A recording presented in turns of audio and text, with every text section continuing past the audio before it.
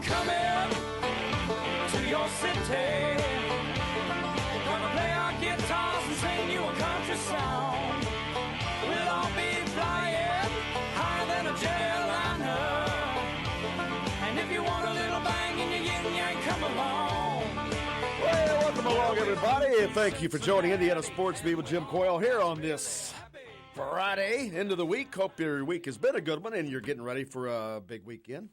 Well, we got a lot of weather coming in, but good time to stay indoors. A lot going on this weekend, a lot to get to. Todd Leary's on the show today. We'll talk to Grant Absith about the Pacers. We'll talk a little recruiting with Drew Davis and some football with Sammy Jacobs from Hoosier Huddle. Before we get to all that, let's get to the headlines with Justin. All right, here are your daily Hoosier headlines for this January 18th, 2019. Big Ten action last night. Michigan State defeats Nebraska 70-64 at Nebraska. Big weekend for IU, as Jim mentioned, as men's basketball takes on Purdue tomorrow at 2. And the women's team takes on Purdue Sunday at 2. Thomas Bryant helps the Wizards in London yesterday as he gets the game-winning basket on a goaltending call. Those are your headlines.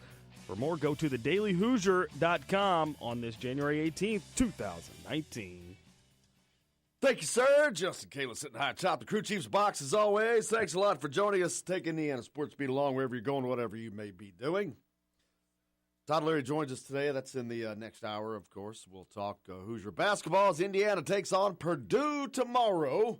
It's a Purdue weekend, as a matter of fact. A lot going on. It's a triple header as Indiana's wrestling squad travels to West Lafayette. And I'm drawing a blank on the name of that little arena they play in. I think they play in Mackey. Yes, that's the name of it. Yeah. I was just drawing a mind blank. Really? Yes. It's just one of those things. All this is going on in the Mackey Arena. The wrestling will be Friday night. Man, I wish I was.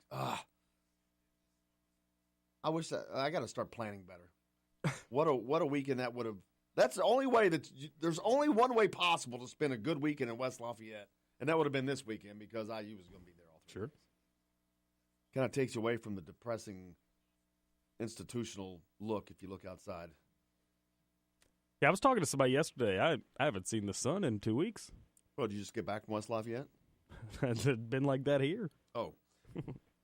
But the men's team taking on the Boilermakers on Saturday at 2 o'clock, like Justin said. Then on Sunday, the women's team, last year they beat Purdue up there. See if they can back-to-back get wins up there. Look forward to talking to Todd. Pacers took it on the chin last night from Philly, man.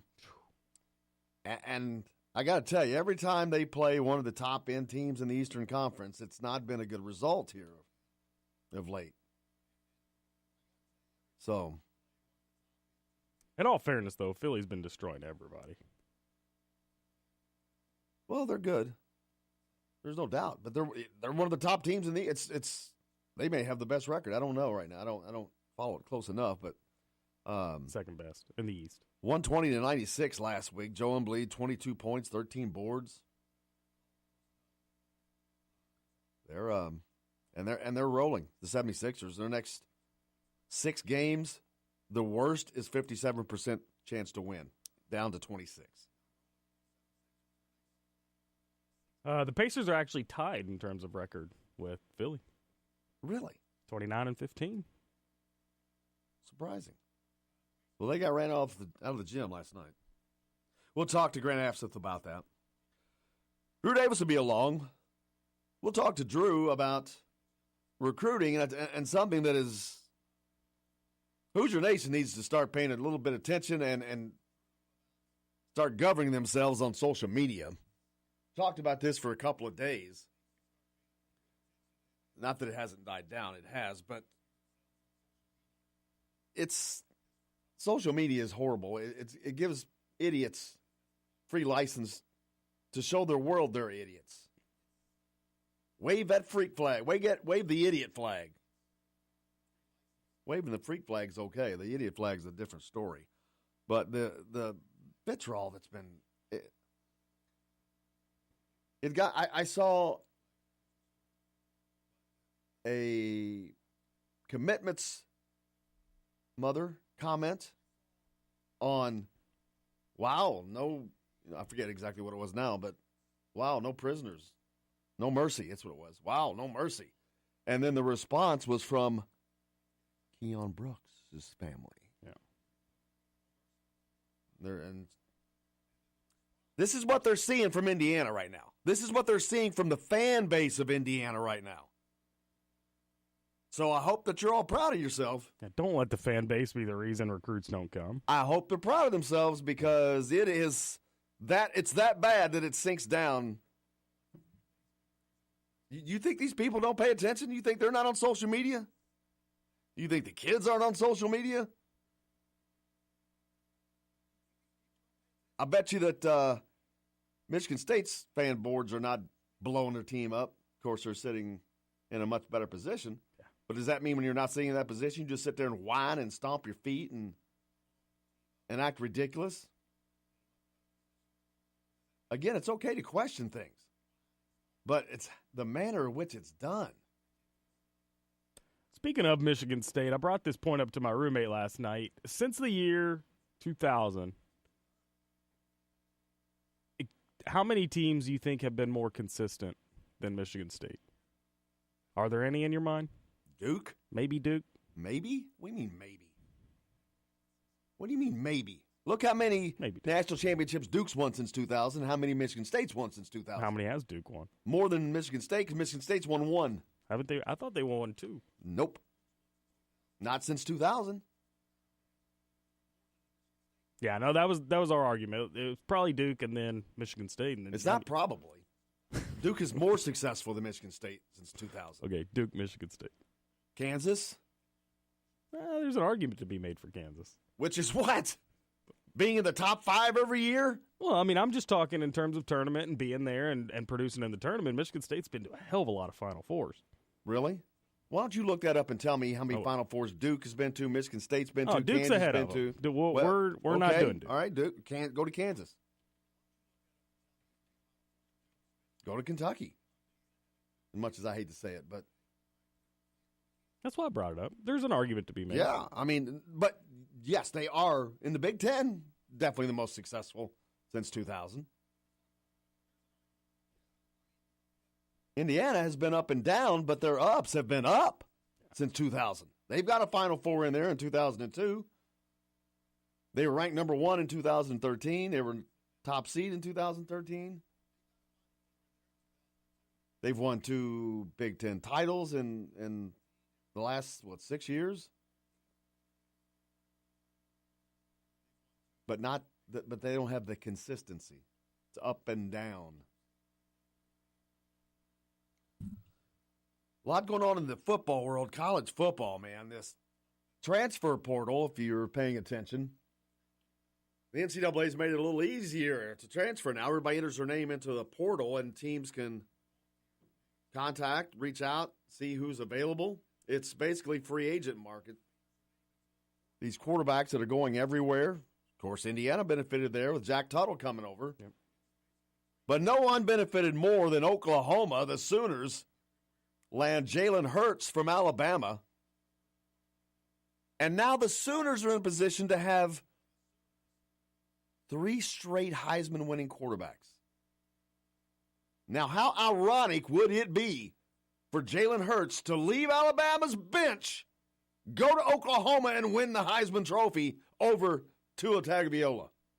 And perhaps playing him in the national championship. Unbelievable chance for that to happen. There is a good chance that happens. Now, I'll ask you this. That 3rd and 4th spot genuinely seems to be tenuous each year on who's 3rd, who's 4th. If Oklahoma is in that conversation and Alabama's upwards at the top like we think they will be, does the Muppet Committee put them in the side of the bracket where they would guarantee they play? No, for sure. I don't think that they have the common sense to do that. That's a good point, too. The Rice Commission. It's appropriately named because they remind me just of a bowl of rice.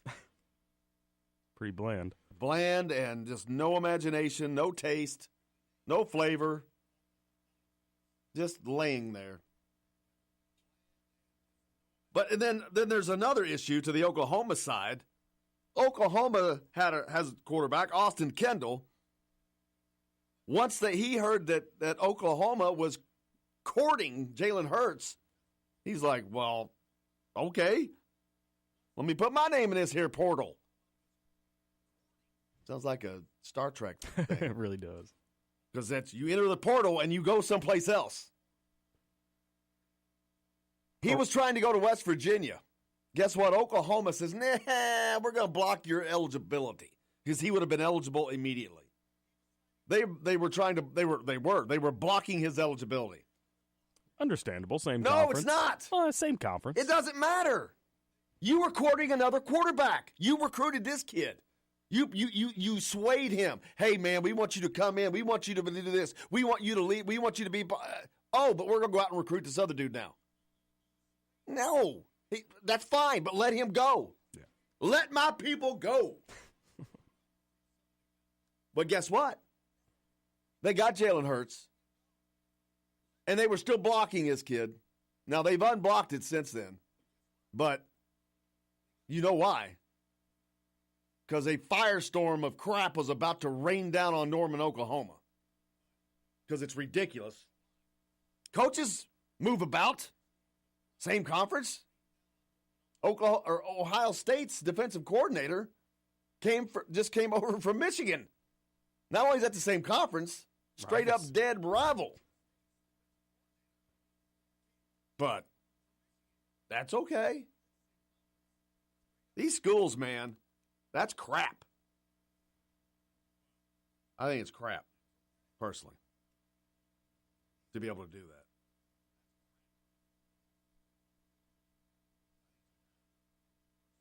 Looking forward to talking to Sammy Jacobs around 6:25.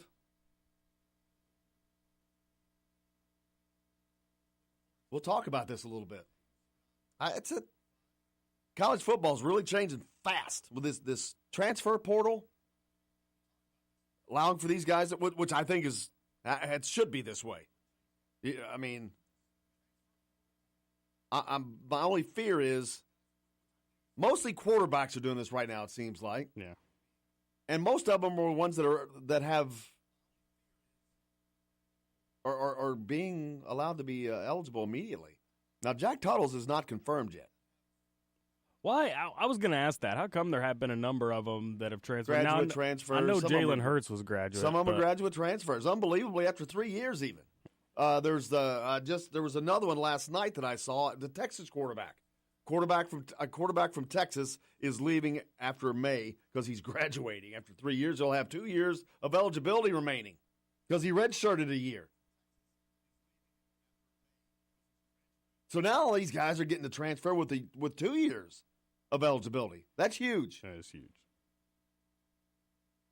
And I think there should be absolutely no way that you block them. Tough. Now, it does suck when your quarterback leaves. He's got all your knowledge about your offense. But it happens with coaches. They do it all the time. Who's worse? Who's going to affect you more with that knowledge, a coach or a player? A coach. They can do so much more with that information. A lot more. We'll talk to Sammy about that, see what he has to say.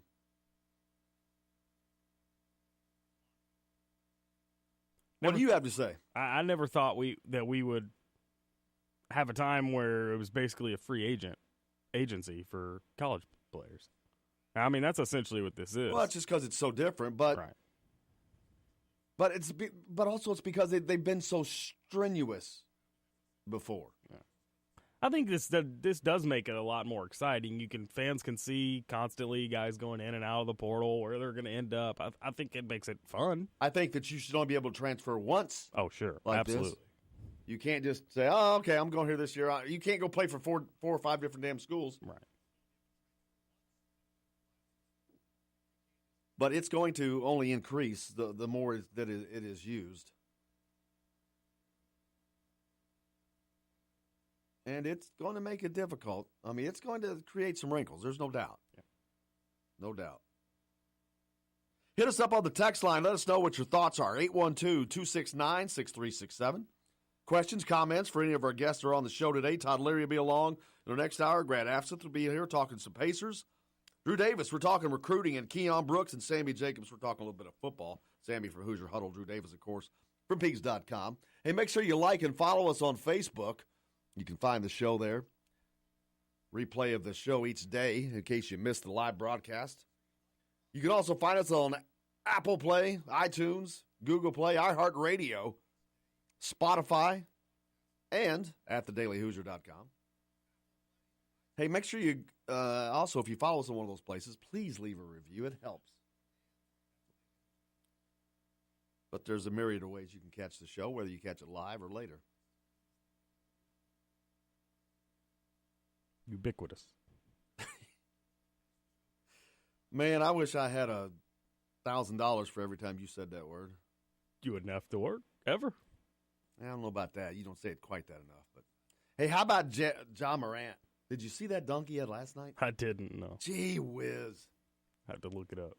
It wasn't that it was that incredible of a dunk. It was just the way he went. He goes coast to coast and just doesn't stop and he's just inside the free throw line when he leaves the ground and just throws it down. But I'm like, this dude he's like third on the draft board now. I've seen him as high as second. He's up there. We got a lot going on the show today. Todd Leary, like I said, Grant Afseth will be along. Drew Davis from Peaks.com. Up next, we're talking to Sammy Jacobs from Hoosier Huddle. We'll talk a little bit more about this Star Trek portal. Indiana Sports Beat with Jim Coyle back with more right after this. I got my motor running for a wild weekend. It's finally Friday, I'm out of control.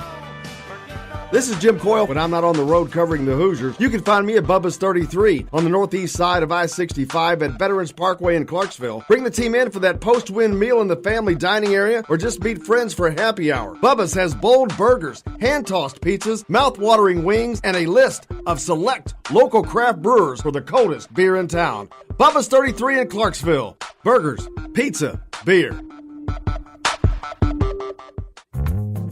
Many medicines used to treat colds and flu contain acetaminophen, a pain reliever and fever reducer found in hundreds of over-the-counter and prescription medicines. But taking too much or more than one medication containing acetaminophen per day can damage your liver. So always read the label and don't take acetaminophen if you drink 3 or more alcoholic drinks every day. To learn more, visit fda.gov/OTC pain info. A message from the U.S. Department of Health and Human Services Food and Drug Administration. If you're a homeowner and have storm damage to your roof, you want a hometown contractor you can count on and trust. Brooks Roofing of New Albany has been doing quality work since 2006. Check out their work for yourself at brooksroofingin.com. No job is too big or too small, commercial or residential. Brooks Roofing is probably working in your neighborhood right now. Visit brooksroofingin.com or call 812-868-ROOF. That's 812-868-ROOF. Brooks Roofing, the protection you need when nature strikes. We all want a winning smile for those championship photos, and that's exactly what you will get at Reynolds Family Dentistry in Sellersburg. Reynolds Family Dentistry has been serving the dental needs of Hoosier families for over 30 years. Let Doctors Roger and Jay Reynolds take care of your family. Just off of I-65 at 809 South Indiana Avenue in Sellersburg. Call 812-246-3368. That's Reynolds Family Dentistry, 812-246-3368. All right, crew, let's get her dug.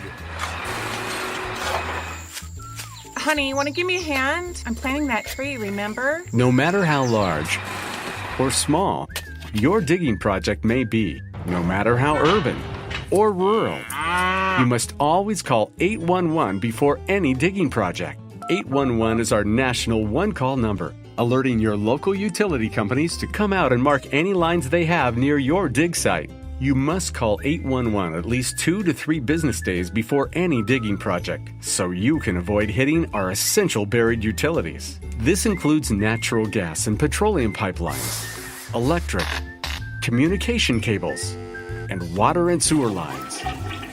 So before you do this or this, make sure you do this. For digging projects big or small, make the call to 811. Brought to you by Common Ground Alliance. If you want to get your day off to a good start, then stop at Billy Joe's Gas and Food Mart on Highway 150 in Floyd's Knobs. While you're filling your gas tank, you could fill your own tank with a hot breakfast or try one of Billy Joe's daily lunch special. Billy Joe's Gas and Food Mart opens at 5 a.m. and everything is made fresh daily. And if you bring your own mug, coffee is only 50 cents. And Billy Joe's also has free air. The best place to start your day is at Billy Joe's Gas and Food Mart on Highway 150 in Floyd's Knobs. If you want the most comprehensive coverage of the Indiana Hoosiers, you need Indiana Sports Beat with Jim Coyle. Join us each Monday through Friday for interviews with the players and playmakers. Weekly guests like Don Fisher, Terry Hutchins, and Chronic Hoosier. We've got live reports from each game. No one gives you better coverage of Indiana athletics. Indiana Sports Beat with Jim Coyle is available on iTunes and Google Play. You can follow us on Facebook or at indianasportsbeat.com. Indiana Sports Beat with Jim Coyle. We don't miss a beat.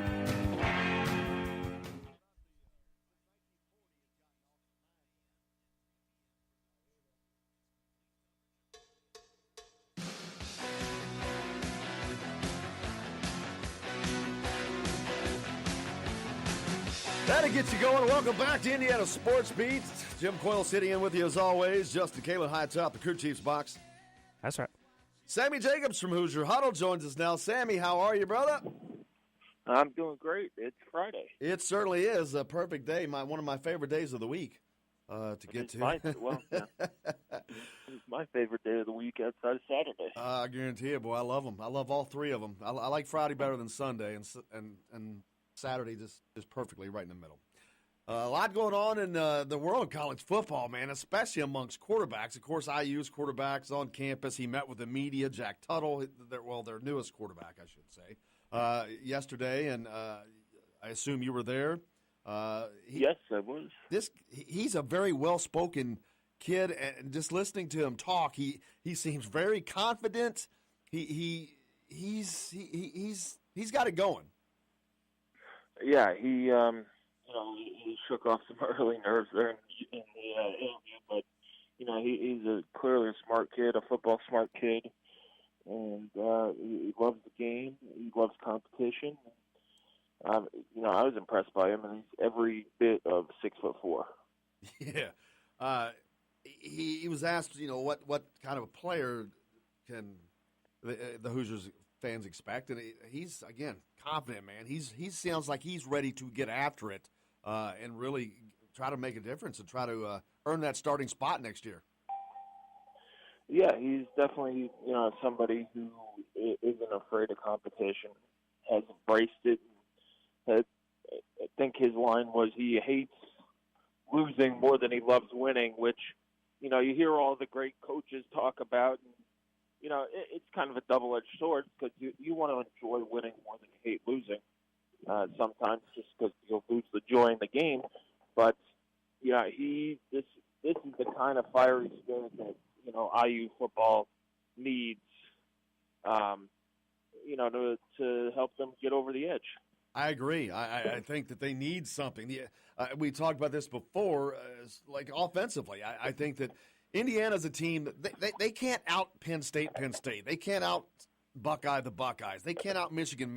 So I think that they need to sometimes do some things outside of the box, and maybe that's offensively. Maybe that's the tempo offense. Who knows what it is? But they're a team, I think, because of their position. They've got to do some things outside of the box, and having a quarterback like him is exactly what I think you need, because I think he's going to also instill confidence in those around him.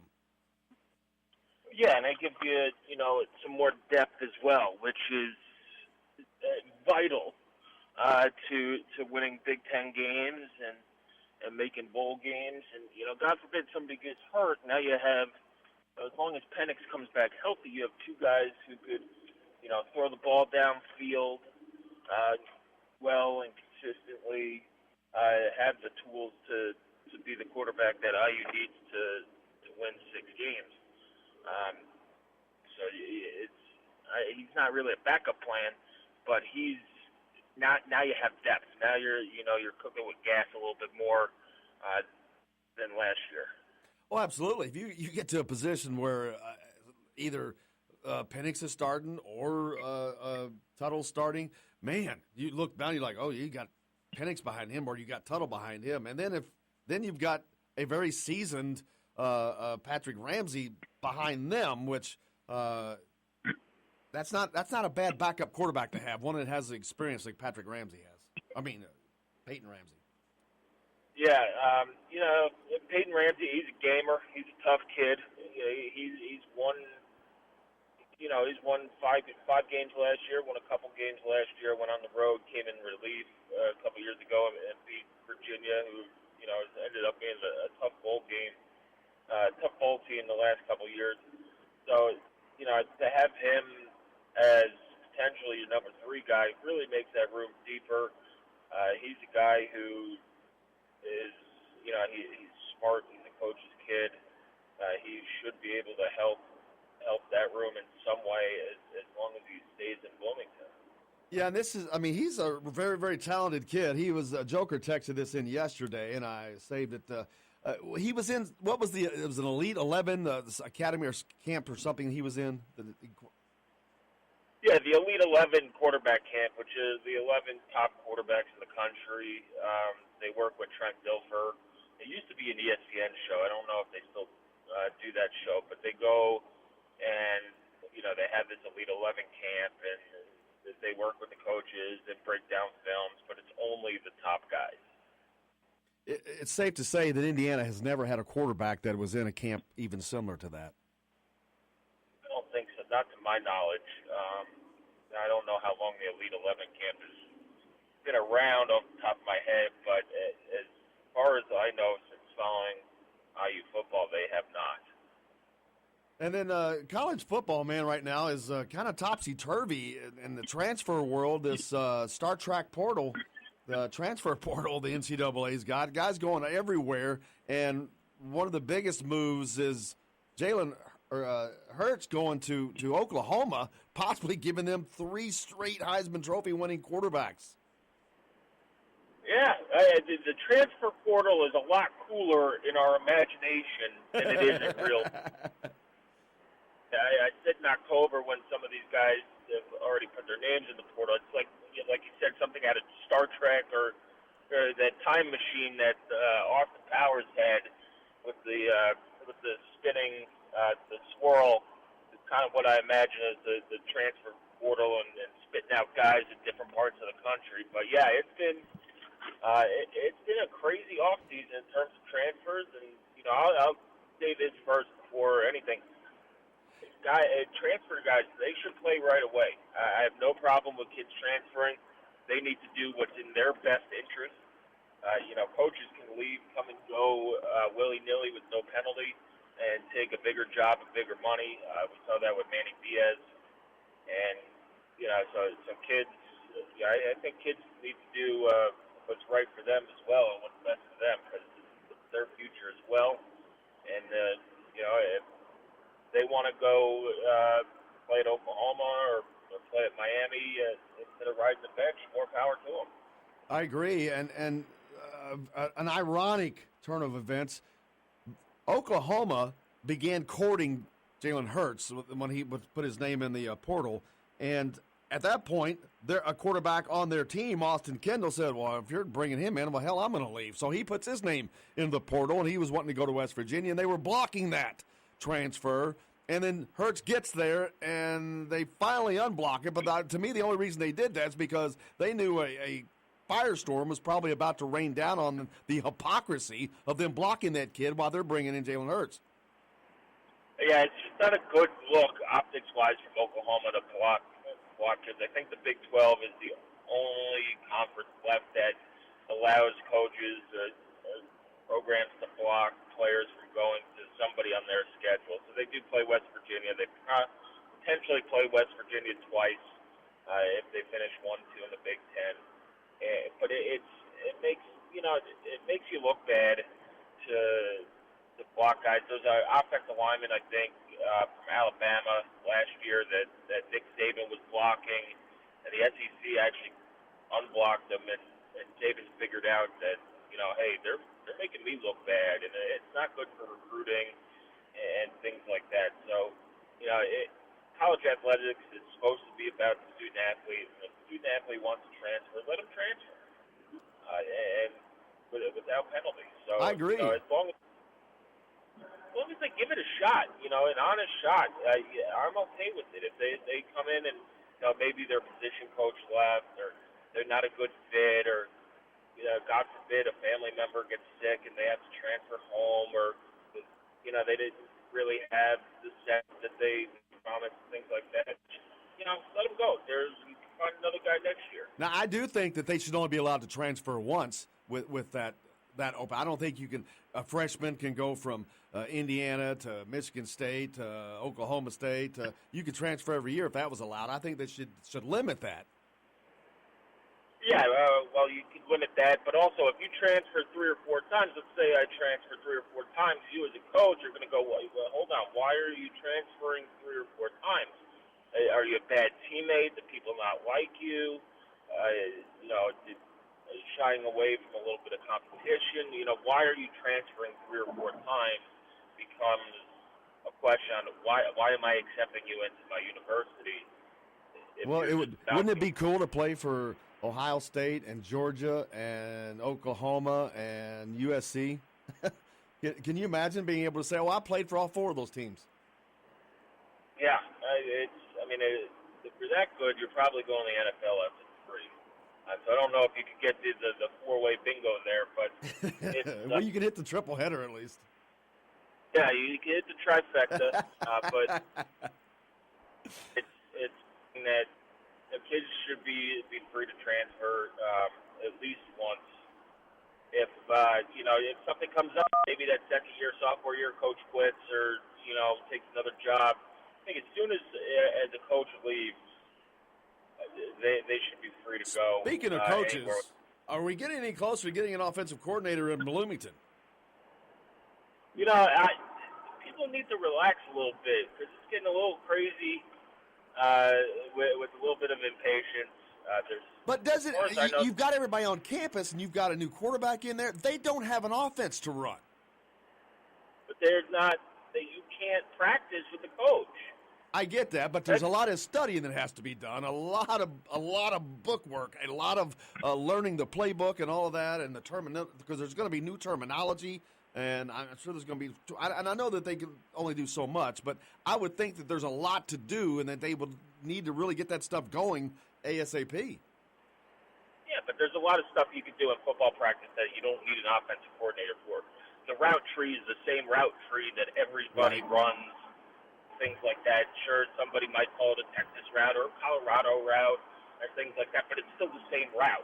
So while guys are, having player practices or whatever, they can throw the ball and run those routes, and they're not, they're not playing 7-on-7 or going 11 on 11. Well, what's it looking like right now of who they're going to get? Because I'm not even hearing any new names. The last name I heard was the guy out of Oklahoma State.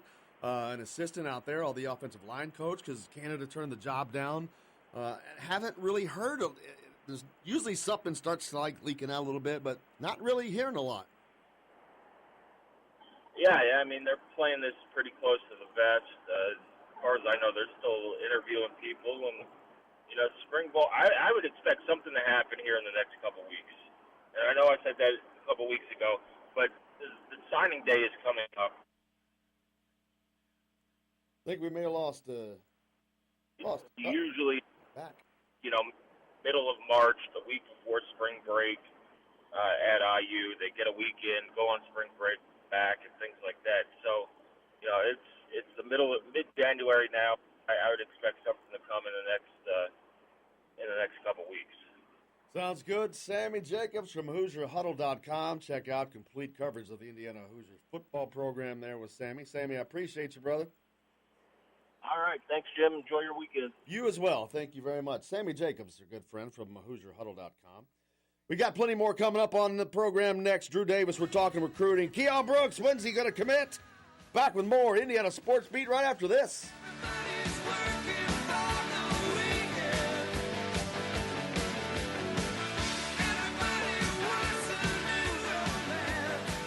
This is Jim Coyle. When I'm not on the road covering the Hoosiers, you can find me at Bubba's 33 on the northeast side of I-65 at Veterans Parkway in Clarksville. Bring the team in for that post-win meal in the family dining area or just meet friends for a happy hour. Bubba's has bold burgers, hand-tossed pizzas, mouth-watering wings, and a list of select local craft brewers for the coldest beer in town. Bubba's 33 in Clarksville. Burgers, pizza, beer.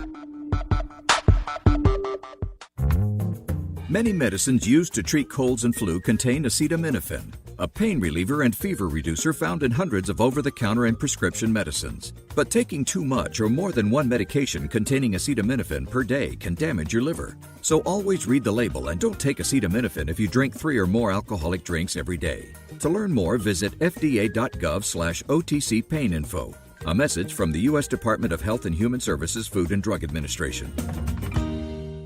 If you're a homeowner and have storm damage to your roof, you want a hometown contractor you can count on and trust. Brooks Roofing of New Albany has been doing quality work since 2006. Check out their work for yourself at brooksroofingin.com. No job is too big or too small, commercial or residential. Brooks Roofing is probably working in your neighborhood right now. Visit brooksroofingin.com or call 812-868-ROOF. That's 812-868-ROOF. Brooks Roofing, the protection you need when nature strikes. We all want a winning smile for those championship photos, and that's exactly what you will get at Reynolds Family Dentistry in Sellersburg. Reynolds Family Dentistry has been serving the dental needs of Hoosier families for over 30 years. Let Doctors Roger and Jay Reynolds take care of your family. Just off of I-65 at 809 South Indiana Avenue in Sellersburg. Call 812-246-3368. That's Reynolds Family Dentistry, 812-246-3368. All right, crew, let's get her dug. Honey, want to give me a hand? I'm planting that tree, remember? No matter how large or small your digging project may be, no matter how urban or rural, you must always call 811 before any digging project. 811 is our national one-call number, alerting your local utility companies to come out and mark any lines they have near your dig site. You must call 811 at least 2 to 3 business days before any digging project, so you can avoid hitting our essential buried utilities. This includes natural gas and petroleum pipelines, electric, communication cables, and water and sewer lines. So before you do this or this, make sure you do this. For digging projects big or small, make the call to 811. Brought to you by Common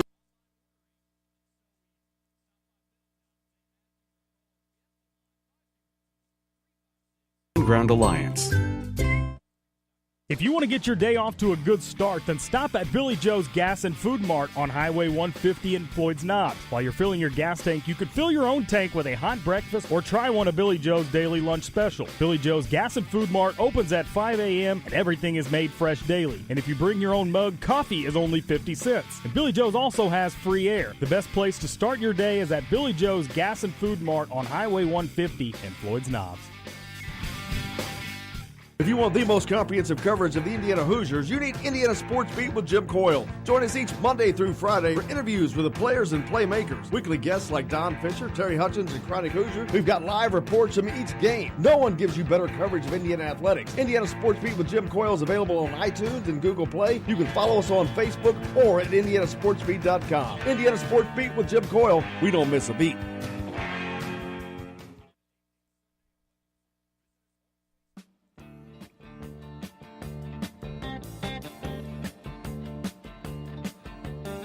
Welcome back to Indiana Sports Beat. Here at the end of the week on this Friday. Hope your week's been a good one and you're ready for the weekend.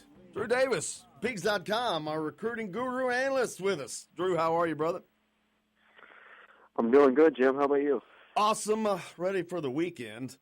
A lot going on in the social media world of IU basketball.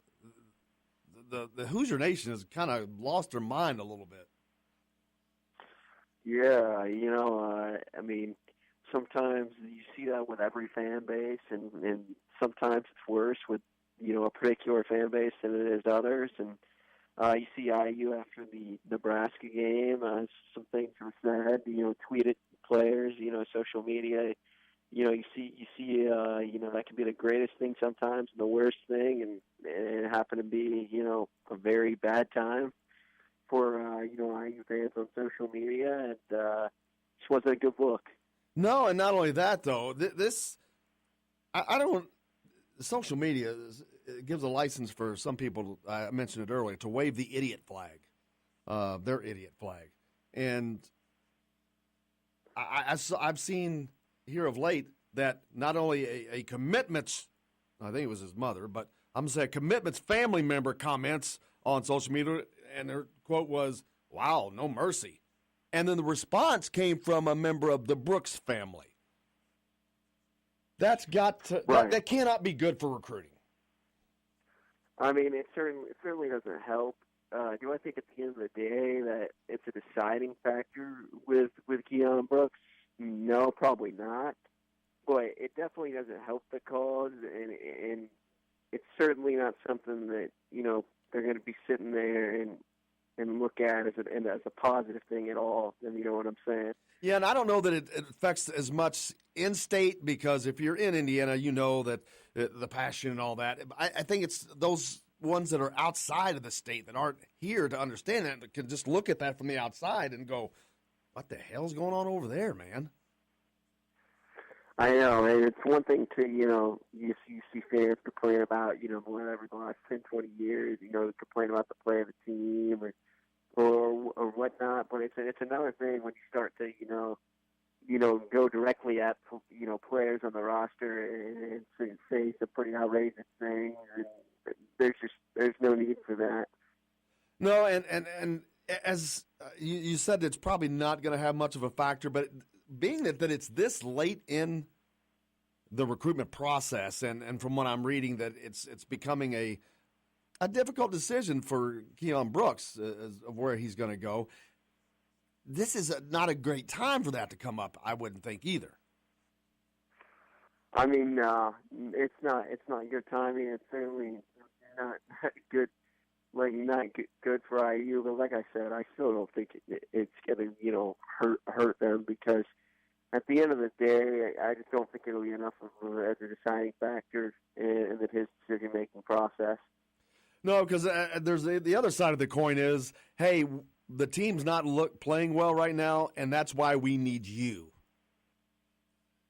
Yeah, and the other thing to think about also is, obviously with Romeo and Jawan, they're not going to be in Indiana next year, and there's going to be a lot of shots and a lot of a big, role open. And, I would certainly think if you're a recruit, you're looking at Indiana, that's a very positive thing, especially if you have a chance to step in and fill one of those roles. Because, at the end of the day, you can't get that much of an opportunity or, that many shots elsewhere. I mean, I think the recruits definitely weigh things like that a little bit. And I think that may be a bigger pull than some of the negatives that we're talking about, because you've got, obviously, a blue blood program in Indiana, and you've got a good coach there. Archie Miller's doing a good job, although some people have questioned that of lately. And I'm he does make mistakes. He's like everyone else. He's still there's things that he's still learning in the game, and I think he would tell you that. Not that he's not a top-notch coach, he is, but there's still things to be learned by everybody across the board, and I think he would include himself in that. But they do have a good coach. It is a blue blood program. It is an unbelievable fan base for the most part, and that's a dream place for people to go play. And it's not a place that everyone gets the opportunity to go play. I think you kind of touched on the good and the bad of having a job like Indiana. The good is it's a blue blood program. So that's great tradition, and it's a place where basketball is unlike anything you really see elsewhere. And then you have the bad that comes with the Indiana job, and it's the incredible amount of pressure, the at times unrealistic expectations, and I feel like the fans that just didn't really understand just how big of a rebuild that Tom Crean mucked at Indiana. I think that often gets forgotten, to be honest. some people seem to think that Tom Crean left Indiana's program in a good spot for whatever reason. And I mean, honestly, if you look at the facts and you look at the roster that was left, it's hard to make that argument. I think when you look at the roster construction, there's not really an impact guy left other than Juwan Morgan. Obviously he's a phenomenal player, but outside of him, the guys that Cream left behind are all right to good, complementary pieces, but nothing you're really going to build a team around. And I think that's another problem. And I think when you look at the construction of the roster, obviously it didn't help if you take Evan Fitzner, but Archie was looking for an immediate stopgap, to make an impact. So I mean, obviously it doesn't help taking him, for the guard to big man balance on the roster, but it's still really his hands are kind of tied on what he could do with the roster. And I think people need to just be patient and see the course, and then maybe in 2 years from now, if things aren't going well, the questions of Archie Miller's coaching ability can certainly be raised. But I think it's way too early to start making comments like that. Yeah, and this is not an indictment on Archie, but also what I think that what are the chances that Keon Brooks and or Trace Jackson Davis are one and done? There's certainly a little bit of a chance. I don't think that either of them will be one and done as things stand right now. Because if that is the case, they have the ability. Yeah, but if that were to happen, that to me that just keeps the program kind of spinning wheels a little bit. Oh, I think that would definitely, be, it'd obviously be a great thing because you're putting players in the NBA, and I think that would definitely help next year's team a lot if those two are one and done. Because I think next year's team would win a little more than I'm expecting it to if that were to happen. But obviously, if you can get players like that for 2 years or so, maybe even 3 if you're lucky, which I don't think will happen. But if you can get them for 2 years, that's certainly a big boost into the longevity and strength of your program over the next couple of years. Exactly. And speaking of Keon Brooks, I know he's down to this is probably going to happen within 2 weeks, I would imagine, from what I'm hearing. But is that pretty much what you've seen? It's hard to put a direct timetable on it, with especially when you have a player like Keon that's doing a bunch of traveling and national events and whatnot. But I would say the finish line is definitely close, and I don't think it'll be too long before he makes a decision.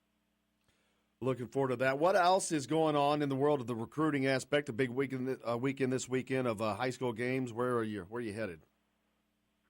I'll actually be headed down to Silver Creek tonight to see, or not Silver Creek, but New Albany to see Silver Creek, New Albany. Get to see Silver Creek's sophomore forward Trey Kaufman. It'll be my first chance to see him live in person during the high school season, and looking forward to seeing some of the strides he's made as a player since the end of the AAU season. I look forward to seeing how skilled he is. I've heard very good things about what he's been doing this year.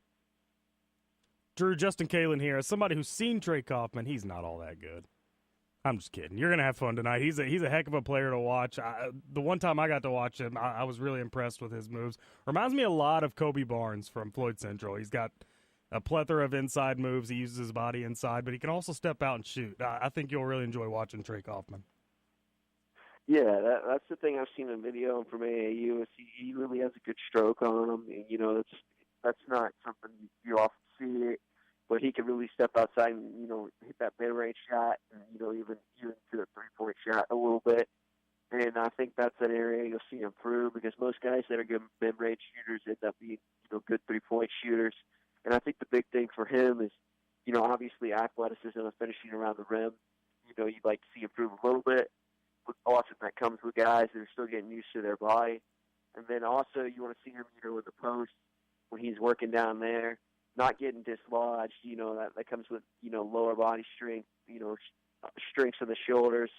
That way he can, really, get into his moves better down the block. And I think those are areas I'll be looking at. Speaking of Kobe Barnes, I noticed the McDonald's All-American list came out yesterday for Indiana. He wasn't on it, but that's probably because Lyle Lumiere had 6 players on that list, man. Yeah, Lyle Lumiere definitely filled up the list. I think you see that often when teams have a loaded roster like that, but I think it just speaks for the level of talent in Indiana, honestly. And honestly, Kobe Barnes probably should have been on that list. Yeah, the problem I have with that is Lyle Lumiere is an academy, but kids come from all over. Those kids are not just Indiana kids there. Right. Like Isaiah Stewart, you could easily be on the list for the state of New York instead of Indiana as well. I 100% get that. And I think that would be something to look at. Maybe, if you don't put them on the Indiana list and you put them in their home state list. But, at the end of the day, it's just a nominee. So, I mean, it's a good honor to have, but, at least it's not like the whole thing, if you know what I'm saying. Right.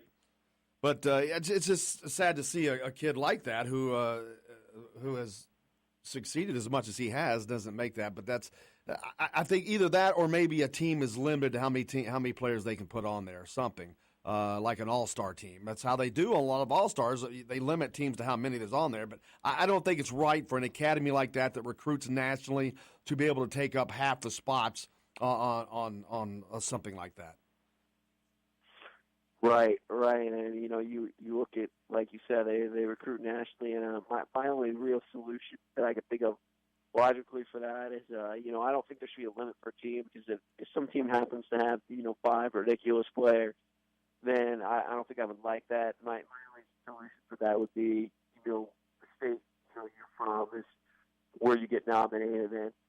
And then tomorrow, Indiana on the road up in West Lafayette as they take on the Purdue Boilermakers. What a homecoming that's going to be for Rob Phinisee from Lafayette. I noticed there was a stat that Rob Phinisee is the first signee from Lafayette for Indiana since like 1946 or 48 or something crazy. I know. I think it's going to be an interesting game for Rob, to say the least.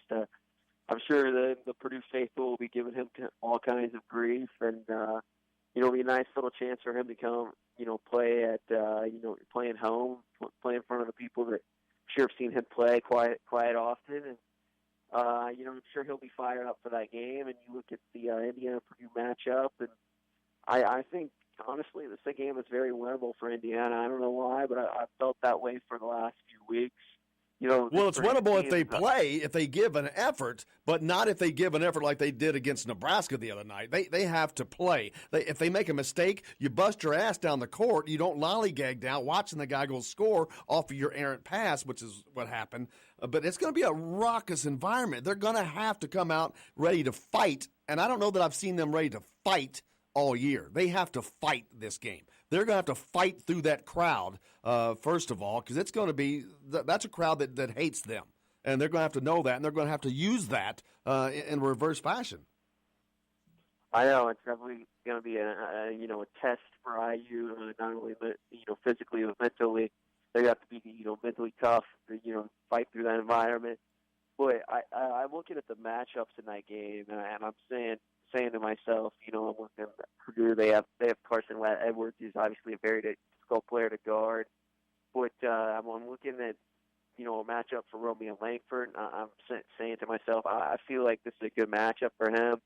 I'm not really looking at Purdue and saying they have a guy that can keep him from getting to the rim. I think Romeo will have to get to the rim more often against Purdue. So I think that favors Indiana, and I think Juwan Morgan obviously will have a matchup on the offensive end where he has a chance to take advantage of a bigger defender in space, and I think that bodes well for Indiana. But at the same time, Juwan's gonna have to guard a big guy on the other end, but that's not anything new. That's pretty much the standard for him. Who guards Carson Edwards? I think it's gonna be Rob Phinisee. I think you'll see Rob Phinisee spend a lot of time on him. He's a smart defender. He's a good defender, and is he the best? But is he the best perimeter defender they have? I don't think that's the case. He's one of the better ones. I think he's one of the better ones. I'd say Romeo Langford I'd have to say he's probably one of the better ones as well, just because his immense length and athleticism, just takes away things. Defenses just don't even try certain passes against him just by him being out there. And I think that goes overlooked sometimes. Yeah, I don't know it's much the passing with Carson Edwards, but his quickness and distribution and getting a shot off. I think it's going to have to be someone. And that's where Devontae Green kind of excels, but that's a double-edged sword, because if you use him defensively, you've got to take the bad that comes with him offensively. Right. I think, honestly, you could put Romeo on Carson Edwards for a little bit. You even run that secondary defender at him, and I think that's a good thought, because you look at that length would obviously make it harder for Carson to get a shot off, and I think that would disrupt his rhythm a little bit. But he's one of those players that when he's got it going, if it's going, he's hard to slow down. Absolutely. Drew Davis from Peaks.com. Can't thank you enough. Look forward to talking to you next week, brother. All right, man. Have a good weekend. I'll talk to you on Monday. Absolutely. Drew Davis from Peaks.com. We've got a lot more coming up here on Indiana Sports Beat. Todd Leary's on the show. Grant Afseth. We'll talk some Pacers and Hoosier basketball. We're back after this.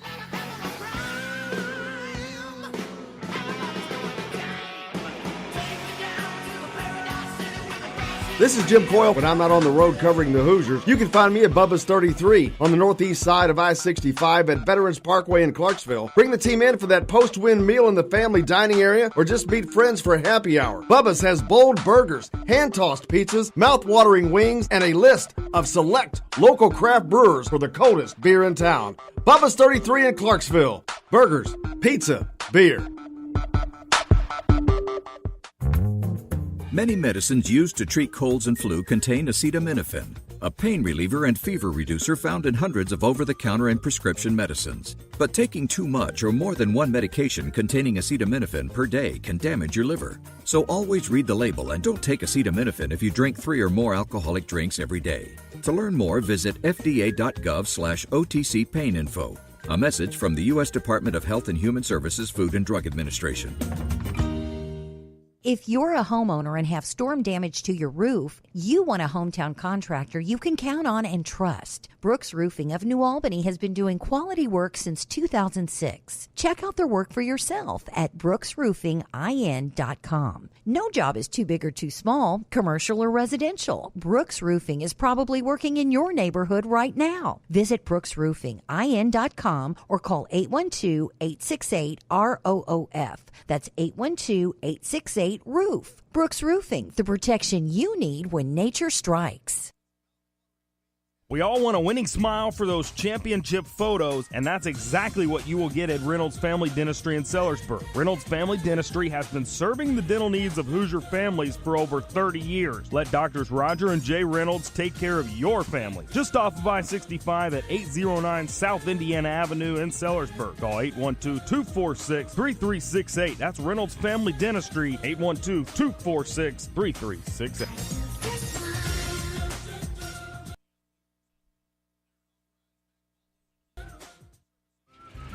All right, crew, let's get her dug. Honey, want to give me a hand? I'm planting that tree, remember? No matter how large or small your digging project may be, no matter how urban or rural, you must always call 811 before any digging project.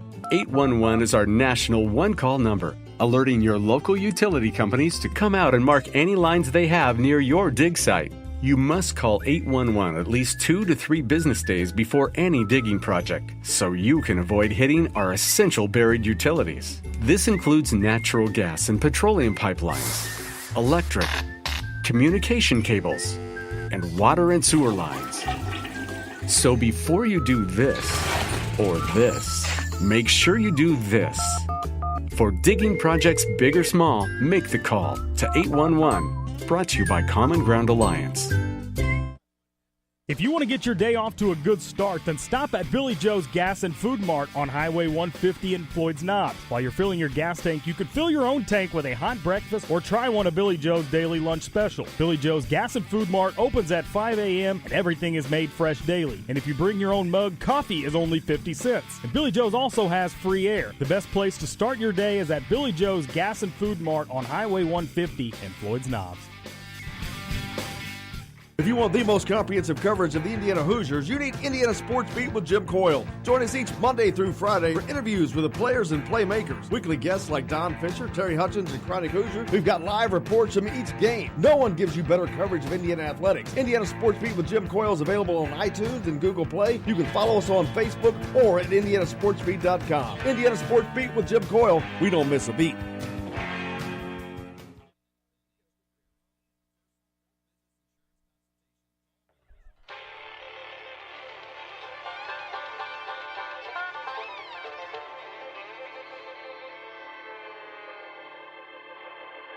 Well, we're coming to your city. Gonna play our guitars and sing you a country song. We'll all be flying higher than a jetliner. And if you want a little bang in your yin yang, come along. Definitely come on along. Welcome to Indiana Sports Beat with Jim Coyle. Hope your week has been great. Welcome. It's a Friday. Looking forward to the weekend. Justin Kalen high atop the crew chief's box. That's right. Thanks a lot for taking us along wherever you're going, whatever you may be doing. We appreciate you taking Indiana Sports Beat along. Another great show on the way. Todd Leary's on the show today, as always. We're talking Indiana and Purdue as the Boilermakers will host the Hoosiers tomorrow at Mackey Arena.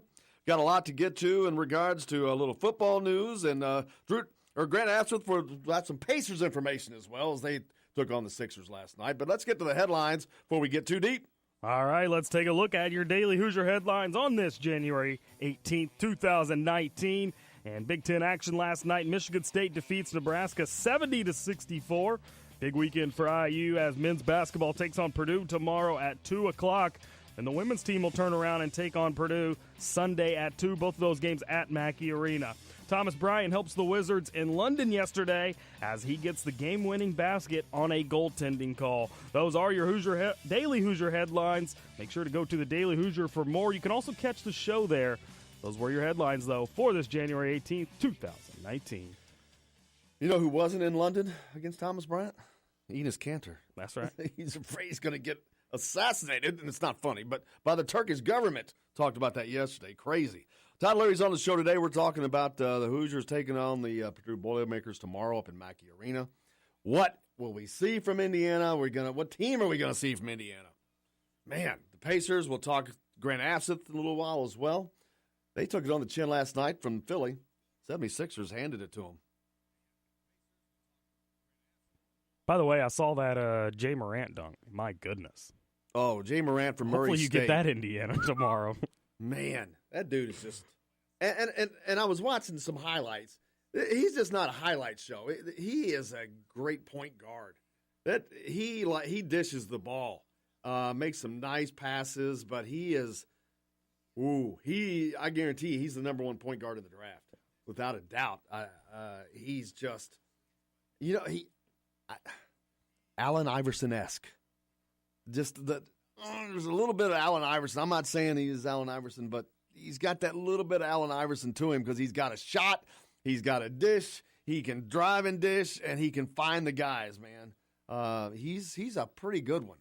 And it's just funny that how's a guy like that end up on a team, and I don't mean this disparaging to Murray State, but on a team, a mid-level team, as opposed to he slipped through the cracks, but he's number 2, 3 on the draft board right now? Yep. Dude's bad. Well, doesn't it seem like, and I just looked it up, so it's way off, but doesn't it seem like every couple of years that Murray State has that one guy that is really special for them and finds his way into the NBA? Yeah, because every couple of years Murray State is special, and they do things and make the tournament and win a game and just make it all around fun. But what a great player he is and fun to watch. You've got Isaiah Cannon and Cameron Payne from 2013 and 15, both still playing in the NBA from Murray State. Well, pretty cool. Then there's Western Kentucky teams like that, those mid-level teams that always manage to have good players. I mean, if you look down if you look down the draft list, which I was the other day, actually it was yesterday because Romeo's now in the top 5 on ESPN's draft board that came out. But I was looking down that board and the schools that some of these guys go to. And, yeah, Duke's got 4 guys in the top 22. But then it's pretty spread out after that. I mean, and the usual suspects, there's Kansas, there's Indiana, there's Kentucky, and those schools. But then you see other schools that aren't as big as name, and they're like, ooh, man, who's this dude? So, yeah, there's talent everywhere. And it just – it's like if I'm not a big NBA watcher, but if you watch the NBA and go through the teams, the rosters, and see who all's on those rosters, I've never heard of half of them. Oh, right. Never heard of half of them. That's probably because half of them came from overseas. Well, there's those guys aside. There's still a segment of guys that just come from very small schools, smaller than Murray State, further away to where it's not in our daily consciousness. But talent comes from everywhere, man, and it develops later. So, speaking of talent, Tim texted in the show and asked, "Do you think Archie will ever hire another former Indiana player as an assistant coach?" I do, and as a matter of fact, I think that his next hire will be that. Now, that would mean someone would have to leave, and Dane Fife. That ain't happening. He's not. His next job is not going to be an assistant job. My God, he's been an assistant at Michigan State since he was in the 3rd grade, I think. No, he's waiting for Tom Izzo to retire. For sure. But, yeah, and there's some good candidates. There's several good candidates. But Governor Kirk Haston. He's going to be the governor. He's not going to have time for that crap. No, you've got Michael Lewis, who was just here with Nebraska. Yep. An excellent candidate who's coaching at the Big Ten level, who has an Indiana background, who knows Indiana people.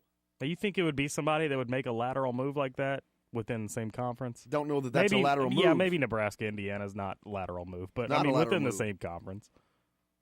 Yeah, yes, that. Again, because that's not a lateral move. Would you go from Indiana to Michigan in football? No. What? As a coach? Oh, would I? Yeah, absolutely. Yeah. I heard it. That's backwards. not a lateral move. I'm not going from Michigan to Indiana. And that's not a lateral move, though. Right. And it's in the same conference. Yeah, so, no, I think it's but it also, not just because Indiana's a better program and a blue blood program, it's Indiana. It's where he's from. He played at Indiana. So you got a lot of variables that go into that. But, yeah, I mean, he wants to be a head coach. And he's ready to be a head coach. But would that possibly give him more opportunities if he came to Indiana first? Maybe. But that's a good point. I'm not. He may see it as a lateral move. So we don't know. But that's just one. You've got A.J. Guyton. He was coaching at Northwestern in the Big Ten. Now he's over at Loyola, Maryland. Dane Fife is at Michigan State, but that's not going to happen. A.J. Moye. A.J. Moye wants to get back. He just got married. Was on the show not too long ago. We'll talk to him again. That's something he would love. I think that he made that clear on the show when we had him on. Yeah. So, yes, I do. I think the very next one, it's just who's going to be leaving. And I think that I don't know that Bruiser Flint is always going to – is Bruiser Flint not wanting to be a head coach anymore because he was a head coach for a long time? And I can see that he's in Indiana. He's making a good living. He's made a good living already, so money's probably not an issue for him. He's got a hell of a job, but does he want to stay as an assistant at Indiana? We'll see. That would be great because it's great for continuity. And recruiting. Ed Schilling, excellent teacher. I don't know that he wants to leave. He's from Indiana, so I don't know that he wants to leave to go be a head coach anywhere. May be fine with what he's doing. He's an excellent tactician. The most likely to me is going to be Tom Ostrom. Yeah. But that's Archie's right-hand man. Yeah. That's the guy that's been with him for a long time. But I'm sure that he wants to be a head coach. Well, fortunately for IU and IU's fans, Indiana's got to have a little bit of success before Tom Ostrom's going to get noticed and go anywhere. Yeah, well, they've had some success under Archie. He was at Dayton. They went to the Elite Eight twice. Yeah, I mean, that's true. And he's been with him for a while. I mean, this is maybe his 7th season as an assistant to Archie. So that, to me, is the most obvious opening that could possibly even happen for there to be somebody that's brought in. That may not happen for 10 years. I hope Johnny Ballgame's enjoying the broadcast to its standards. We're having a lot of fun here today. Todd Leary's on the show. Looking forward to talking to Todd. Got Purdue this weekend. What's going to happen? What kind of effort are you going to see from the Hoosiers coming off of that debacle against Nebraska at home where they lost? Nebraska now, they had a home game last night against Michigan State. To give you an understanding of how difficult this Big Ten season is going to be for Indiana if they don't get things lined up. They just lost at home to Nebraska, who just lost at home to Michigan State last night. Winning on the road in the Big Ten is very difficult. Winning on the road against a good team who lost one game at home all of last season, and that was by 1 to Kansas. That's how tough the Big Ten is going to be. Yeah, and give Michigan State credit in that game. Nebraska could have won that game. Bring in great. Bring in Joe Hinton. Got a text. Joe Hinton, former head coach at Floyd Central. He's old school, but he can still relate. He relates to the kids still. Dude's been doing it for 1,000 years. Wins wherever he goes. That's actually a great suggestion. I know it was a joke, but it is. I'm serious. He won everywhere he went. We got to find out. We got to come up with a good intro song for Todd Leary. I came up finally with Matt Weaver. I'm like Dreamweaver. I'm like, ooh, perfect. Got to come up with a good one for Todd Leary. So you guys feel free to hit me up on the text line with that. I need a good intro song for Todd on his visits. 812-269-6367. But we've got a lot to get to on the program next. We're going to be talking with Grant Afseth, catching up with the Pacers as they took on the Philly 76ers last night. We'll be back with more right after this.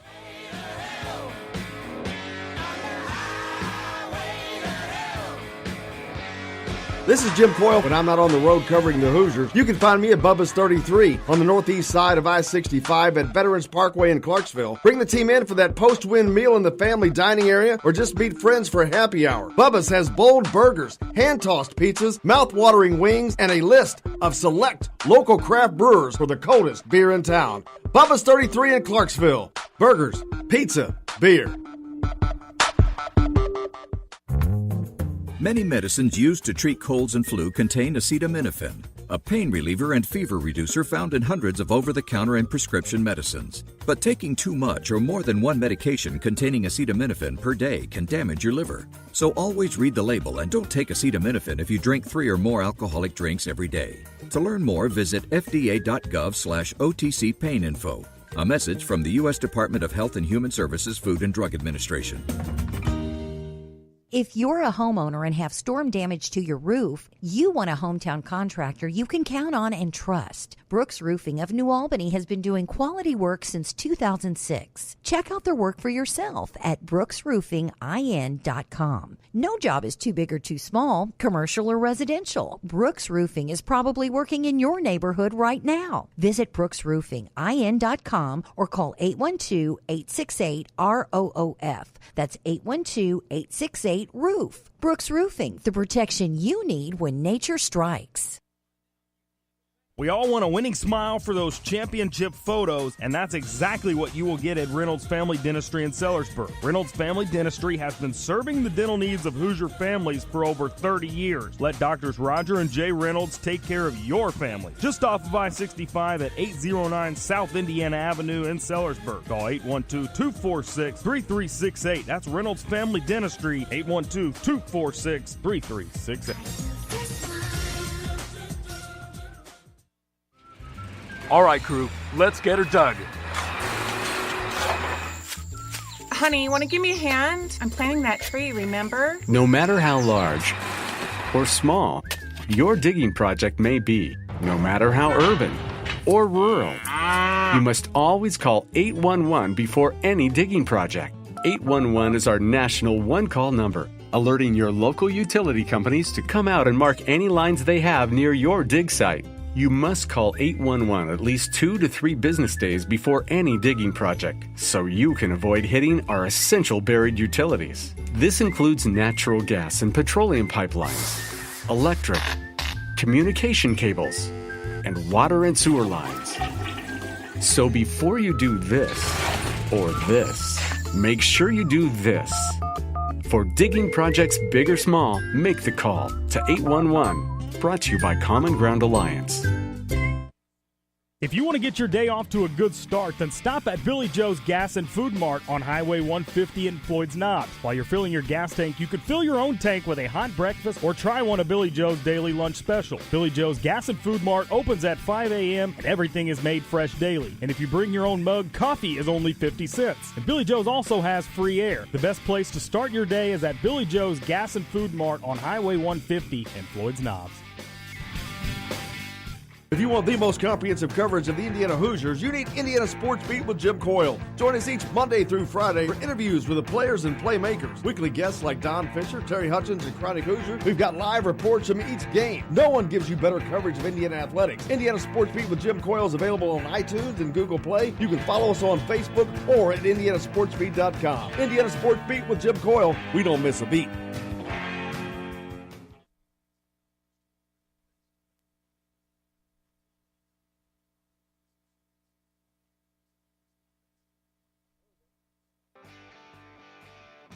Today's guest is brought to you by Reynolds Family Dentistry of Sellersburg. You need $1 million smile for those championship photos, and that's exactly what you'll get with Reynolds Family Dentistry.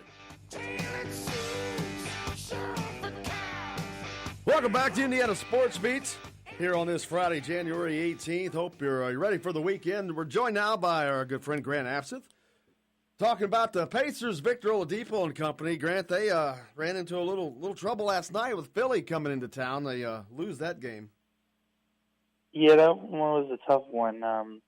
Oladipo had a rough performance. It's been a bit of a tough stretch for him personally, and it was just a real dud as for the team as a whole as well. Yeah, and I know we've talked a little bit of late about the Pacers and the competition at the top. Philadelphia being obviously one of those. Boston and those teams that they haven't fared so well of late against those top teams in the conference, and I don't know if that bodes very well for them as we get closer, or not closer yet, but to the playoffs at the end of the season. Yeah, absolutely. It's only one game, but it's still kind of a little bit of I wouldn't want to say a preview because things change and adjustments are made. But, with Jimmy Butler playing really well in that game, and it didn't really look like he had his fingerprints too much on it. And then you look at the box score, and he very much so had his fingerprints on it. And then Joel Embiid had, a bad back, and he still made the impact that he made on the game. And then Ben Simmons, it looked like they tried to take him out of the game, in Indiana's game plan. And despite not really scoring, he still made quite a bit of an impact as well. Yeah, that was the first time that Indiana's played Philly already a few times this year already, but that was the first time I think that either played with Jimmy Butler at all or with a healthy Jimmy Butler. Yeah, that was the first time. He, I believe the first time Jimmy Butler wasn't traded yet, I think. And then the second time Jimmy Butler, I think he was just not healthy. What's next for the Pacers? Where do they go from here on trying to, not that their season's wrecked, but to make that, to take that step to get up there where they are actually competing with these guys, which is what they're going to have to do at the end of the season? I think the next step would be to kind of investigate what is out there for a dynamic player on the trade market at the deadline, and if nothing's really there, I think there's no point in forcing anything. The plan has always been to kind of be aggressive in free agency during the upcoming summer, and I think that's probably what they should probably target. I agree with you. I know Grant's feeling a little bit under the weather, but we appreciate him joining us. Let you go so you can rest that voice, man. Oh, yeah, thank you. I appreciate it. You bet. Thank you. Appreciate Grant Asfith coming on from the Kokomo Tribune. You can also find him at Grant Asfith on Twitter. Grant, appreciate you, buddy. Thank you, sir. Brought to you by Reynolds Family Dentistry of Sellersburg, serving the needs of Hoosier families for over 30 years. Southern Indiana, let Doctors Jay and Roger Reynolds take care of your family. That's Reynolds Family Dentistry of Sellersburg. Justin, you need to get that appointment made. You're really right. I'm telling you. What's that bad breath I smell every day? No, just kidding. Totally kidding. Indiana taking on Purdue this weekend. Man, coming into the season, that wasn't even a thought that this was going to be a difficult game to me because Purdue is just a one-man show. Well, they're still a one-man show, but their supporting cast has elevated their play throughout the season, which is what you want to do. Indiana, on the other hand, coming off of the worst loss of the season, of course, and to me, the worst effort under the Archie Miller era. I know they got drilled by Indiana State last year, and they got embarrassed by Fort Wayne last year, but that was not as much effort to me as just, incompetence is not the right word, but they weren't able to they didn't know what they were doing. They were still lost defensively. Correct. But it wasn't so much about effort. The Nebraska game, that was all effort, lack thereof. So now you're going from the frying pan to the fire up to your arch nemesis, your rival on the road. They're salivating. They're playing well. They just come off of a nice win. What are you going to do? How is Indiana going to respond? They're going to be in the absolute every one of those players is going to be in the most raucous environment I think they've been in. I think Purdue is salivating because this is not a game that they actually should have been pegged to win on paper at the beginning of the season, but things have changed the way Indiana's play has come about, in addition to the rash of injuries. Yeah. And then another sidebar is huge, and I look forward to talking to Todd about this, is Rob Finnis, he's going home.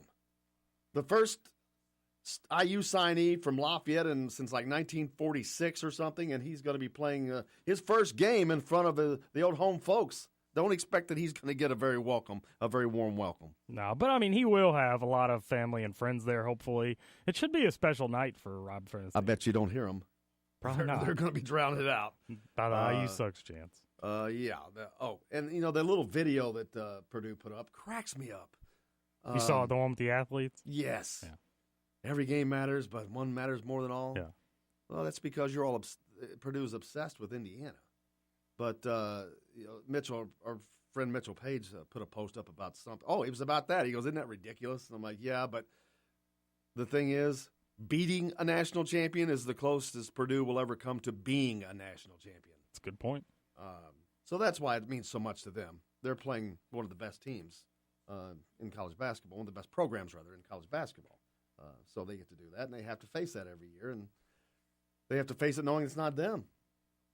It's true. The little brother thing. Got the little brother deal going. Do you have an early prediction for the game? You know what? I'll be honest with you. I don't see Indiana winning it. It's not that they cannot, but judging on what I saw last, the fact that it's on the road, the fact that Purdue is playing very good team basketball right now, Indiana is not. The environment is going to be the most raucous that any of those players on that team have faced yet. Yeah. I don't think that any of those other guys, than maybe Duke. Duke was pretty crazy at the beginning. Yes, I forgot about that. My bad. But this one's worse because there are more people, number one, but all of them hate Indiana. The Duke fans, they don't hate it. It's just the next opponent. Yeah. And it was a big opponent, don't get me wrong, because it's Indiana and it's a big name, but it's not hatred. That was just simple rivalry. There's no love lost between Bloomington and West Lafayette. So no, it's going to be the most raucous experience yet. Not that they haven't played Purdue before, they have. But this one is different because in the other games recently, Purdue was favored. Purdue was supposed to win the games. Purdue had more talent.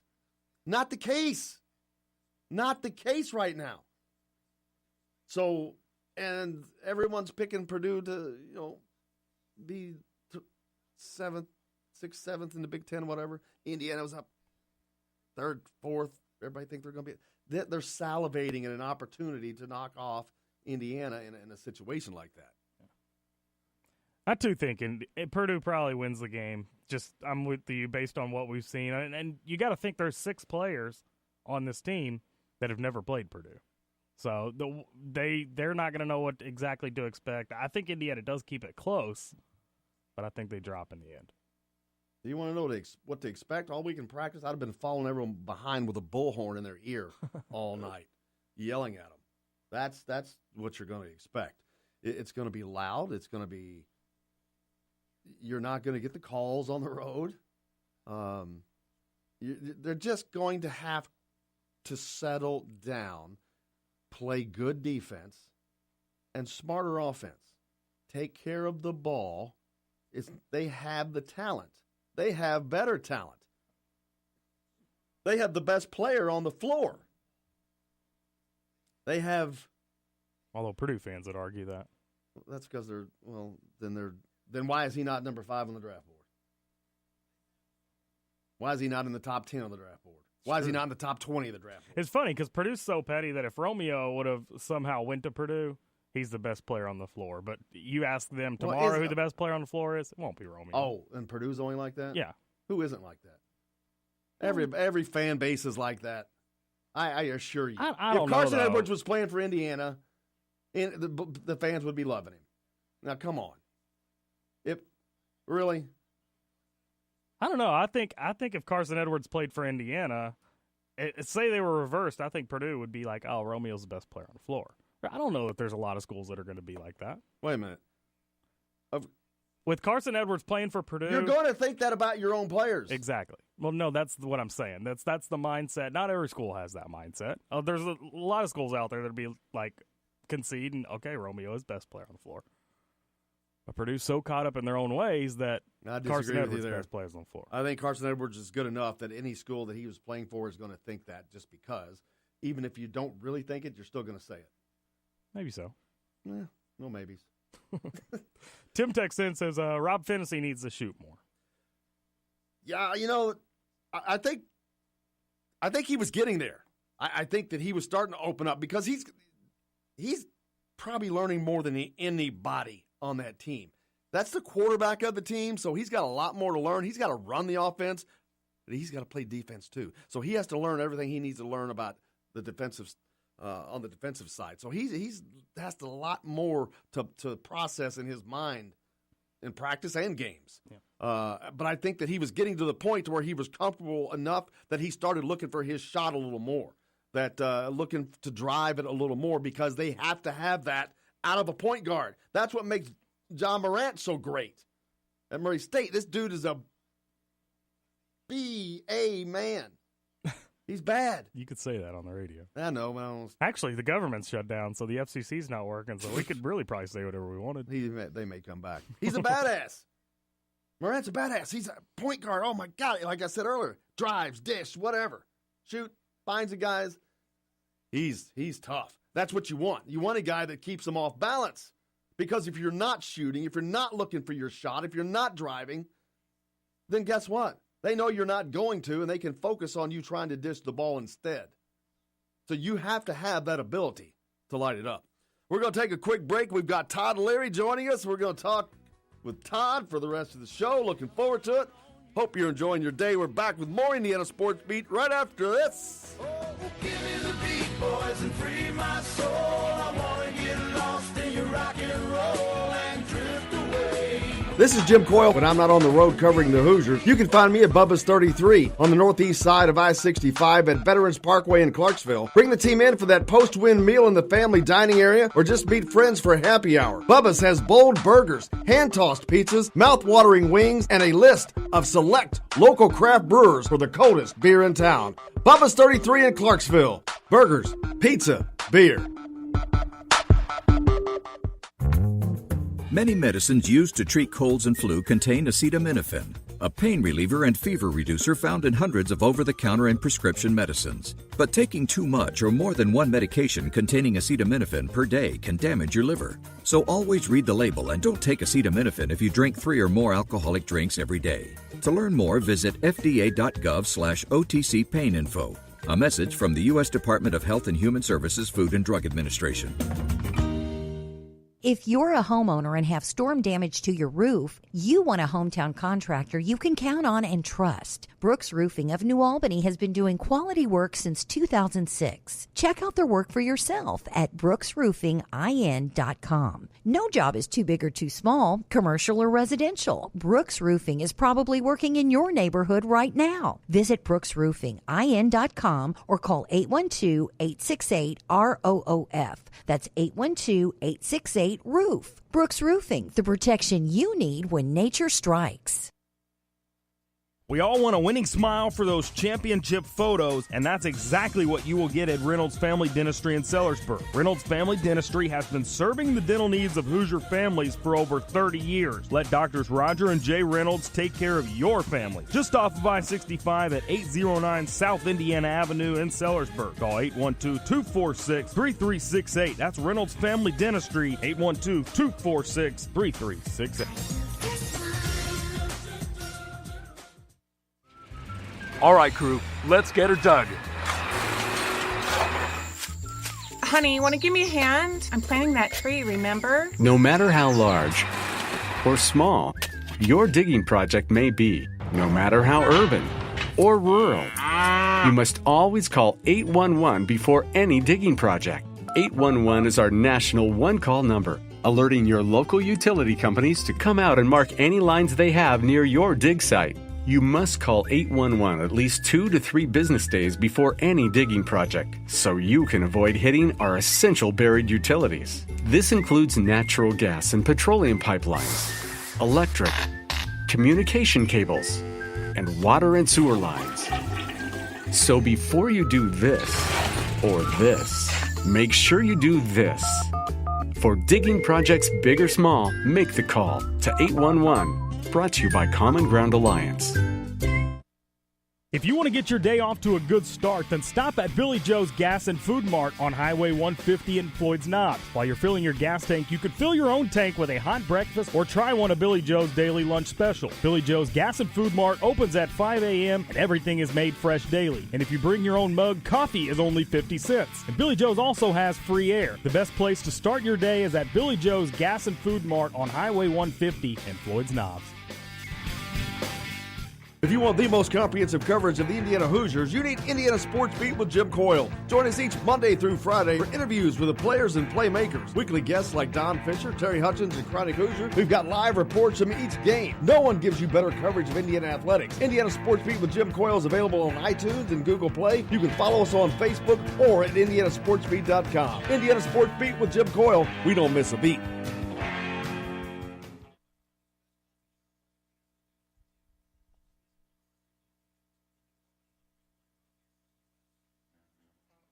Today's guest is brought to you by Bubba's 33 in Clarksville with hand-tossed pizzas, bold burgers, and ice-cold beer. Pizza, burgers, beer. Bubba's 33 in Clarksville.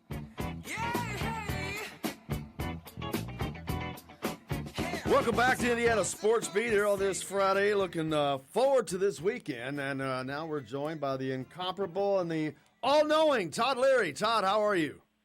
I'm doing good. How are you? Great, sir. Big weekend coming up. Purdue on the schedule for Indiana. Actually, a huge Indiana-Purdue weekend. They wrestle at Mackey on Friday night. Indiana men's basketball on Saturday, and the women's team is in Mackey on Sunday.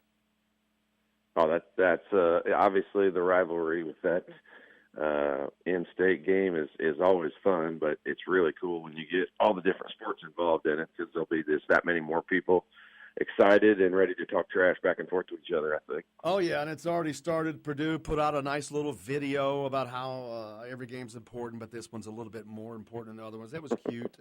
In the immortal words of Todd Leary, it was cute. I like that. But back when you were playing, you're an Indiana guy, so it was obviously innate, this rivalry. And, of course, Coach Knight really seemed to relish. He relished that rivalry as well, Yeah, it's kind of funny because he stressed pretty much from day one that every game is just important as the next one. But whenever we played Purdue and Kentucky, it was just a little bit more tense around practices that week. But yeah, obviously growing up, I was a big Indiana basketball fan and a Bob Knight fan. And so this week or this game was always, the game that we always wanted to play our best and wanted to win just as much as anything.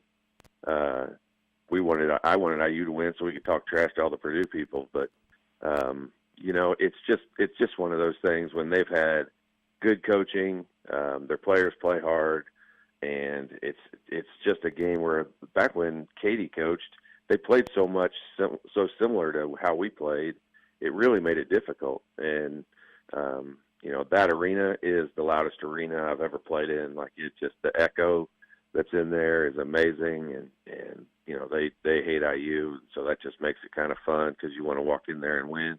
It's just so hard to do. I mean, that's obviously one of the toughest places for Indiana to play. How is it different? Now I know being an Indiana Hoosier that you see it differently, but playing in Assembly Hall when that crowd is loud for the opposing team. I mean, last year when Duke was here, I forget what was the guard that tripped people. Grayson Allen. He talked about that it was so loud. He goes, it's loud when you're 5 feet away from a guy and you have to use hand signals. How loud does it get in Assembly Halls compared to, say, Mackey? Yeah, Mackey is just different. I mean, the layout of the way that it is. If you ever, if you've ever been there for the shoot around, or when there's not people in the stands, when you dribble the ball, it echoes off the ceiling. It's just incredibly loud. When the crowd gets in there and they're going crazy, and that was one of the focuses that Coach Knight had for us. We had one year when we got off to a really good start there, and it was amazing the difference in how the crowd wasn't that involved in it.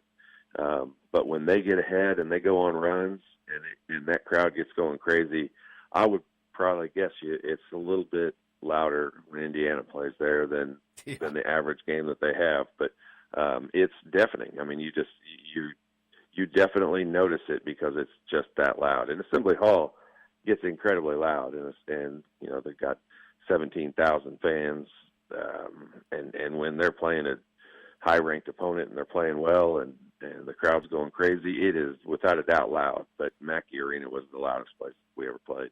Johnny Ballgame texts in, says, "Hi Todd, great radio voice." Passing that along. Remind him I'm an hour earlier than you, so it's only 6 something here.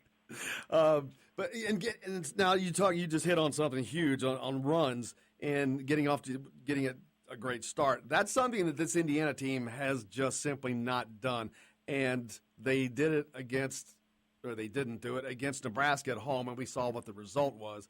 How devastating will it be for that to happen at Mackey Arena this Saturday?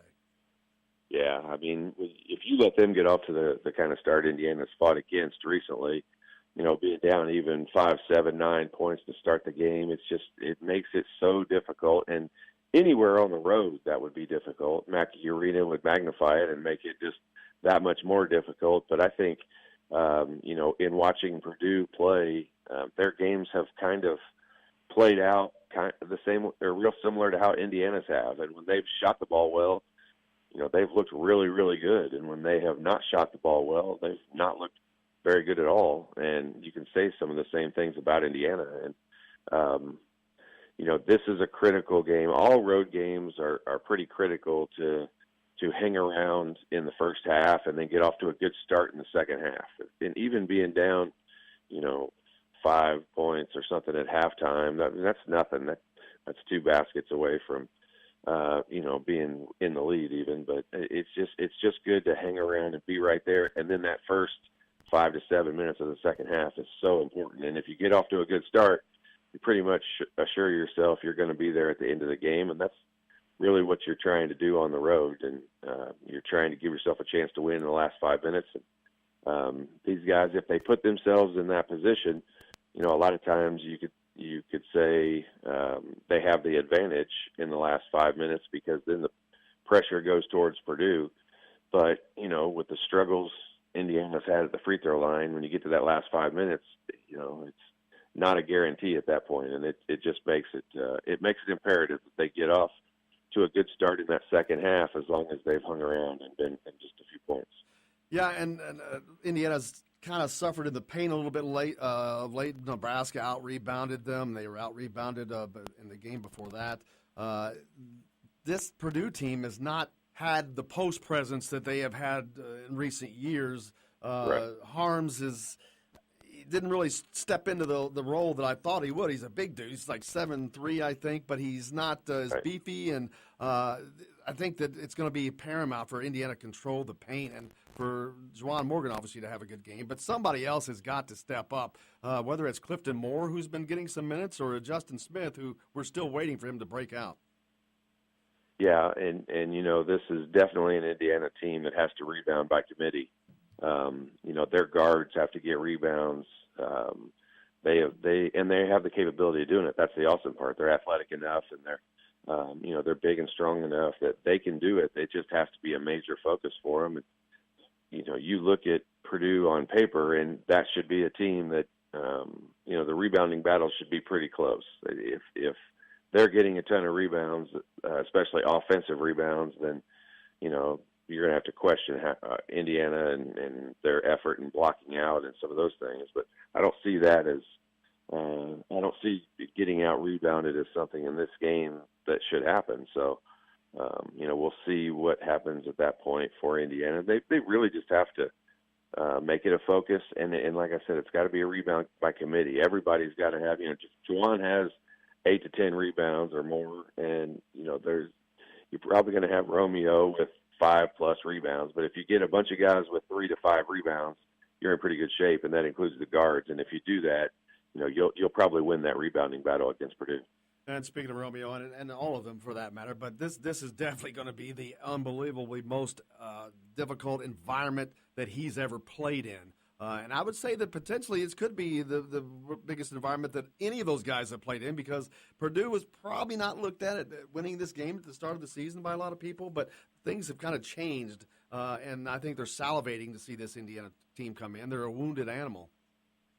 Yeah, no doubt. I mean, this is I think you'd be surprised if these guys didn't say after the game, and maybe not right after, depending on the outcome of it, but if they didn't say it was a little bit louder or a little bit more hostile, or, I can remember specifically certain things that fans yelled at different people on our team, and they're just a little bit more vulgar. They're a little bit louder.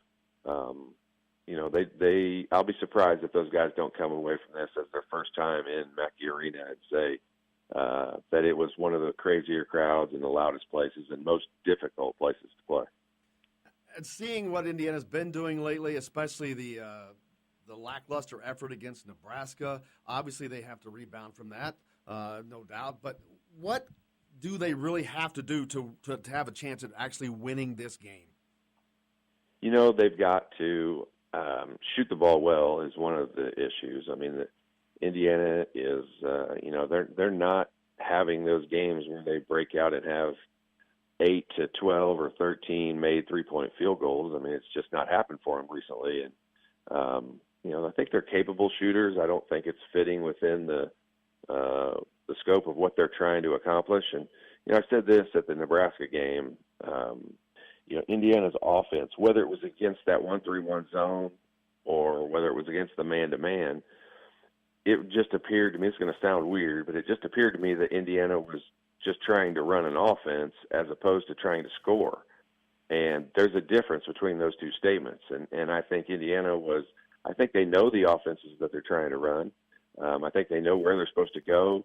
But they're working so hard to pass the ball without turning it over and get the ball to certain people without turning it over. And they're making passes that, if they were playing summer pickup ball, and I'm not saying they should play that way, I'm just saying if they were playing summer pickup ball, you would see a lot more guys being a lot more offensively aggressive.